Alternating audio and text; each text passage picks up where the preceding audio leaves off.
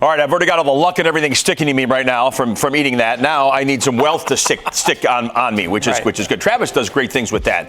One thing I'm not good at, you probably are pretty good at this, emergency funds. You got to save the money in case there's an emergency, but we never think there's going to be an emergency, but there always is. Yeah, you always live in the moment, but you got to always plan for the future. That's right. Yeah. All right, welcome back to the show. Let's dive right in. What are the things we need to be thinking about as it relates to setting up, and why do we need one? All the things. I mean, basically, the first question is, what is an emergency fund? And really, in literalist form, it's just putting money aside for unplanned expenses.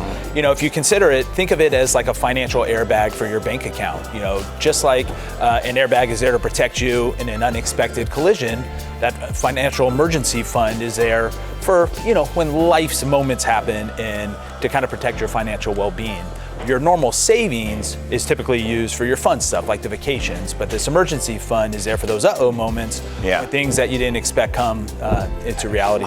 There's all these funds I need to save. That's wild. All right, let's go over to some of the reasons, like why we would have this, like some emergency, some reasons why we would have this emergency. Yeah, exactly. And it's kind of startling to hear, but a recent study by the Federal Reserve shows that 40% of Americans would struggle to cover an unexpected expense of just $400. So that's a lot of people that are going to need to rely on high interest credit cards or loans to kind of cover that. And we know that brings on a lot of financial stress. Yeah. So that emergency fund really helps prevent that debt cycle. It kind of helps us with that peace of mind. If we know we have that safety net with the financial protection, it can allow us to make other decisions where we're coming from a place of security instead of panic.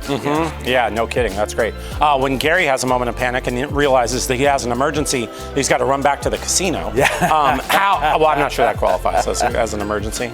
No, gotta go. It does. I gotta get back there. But normally it runs low. It runs low. Well, speaking of running low, what is that amount that we should be thinking about as it relates to saving in an emergency fund? And that is a great question, and we need to know kind of what are we planning for. And so typically the ideal amount is 3 to 6 months of kind of essential living expenses. And what that consists of is your rent or mortgage, your utilities, groceries, insurance, and other necessities. Now, for some of us, that may seem or feel very overwhelming. So we always say start small, aim for $1,000. That usually is enough to cover most common emergencies, such as a car repair or a dental bill. Right. And then once you've hit that milestone, then we can kind of keep building up to that 6-month cushion for you. He just said car repair, dental bill, and I immediately got the hot sweats. You're like, oh God, I don't have the emergency because those are, that's it. What are the other, I guess real quick, what is just that we could even think of, those things that come up from time to time? Yeah, I mean, it's mostly, around the house. Around the house. My refrigerator broke. Yeah, water heater always seems to go, right? You're like, the water's spit all over the place. There's no handy bones here, so that's an emergency fund. It's not self-fund.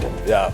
I guess in an emergency, you could pull out the card, but you better have money to cover the card then, right? One of those types of things. Okay, how about this? Where do we keep the emergency fund? Do we just put it under a pillow? Yeah, under we invest it with you? Like, what do we do? Where is our emergency, in Scott's back pocket, where is our emergency fund? The mattress savings is frowned upon, yes, but no, ideal location needs to really balance kind of 3 crucial factors. You need safety, accessibility, and also growth potential. You need to be able to access the funds when you need it, but you also want to keep it separate from like your primary everyday checking account. A high interest-bearing savings account is perfect. It earns interest, and the money is always readily available for you.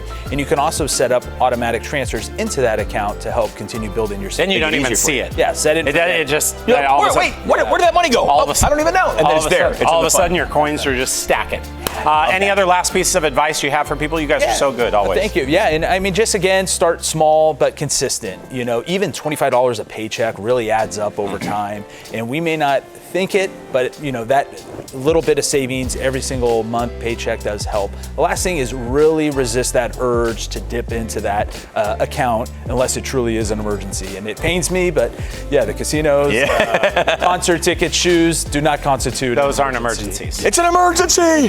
It's a flash I have to double down. It's an emergency. Where's that other? It's a BOGO, I got 2 aces. I have to split them. I got to split them. Who's got another $20? Yeah. Stop it. All right, don't do that. Don't do that. Travis uncomfortable because he is a good banker and a good. You're always so great with super the smart. Yeah, great job.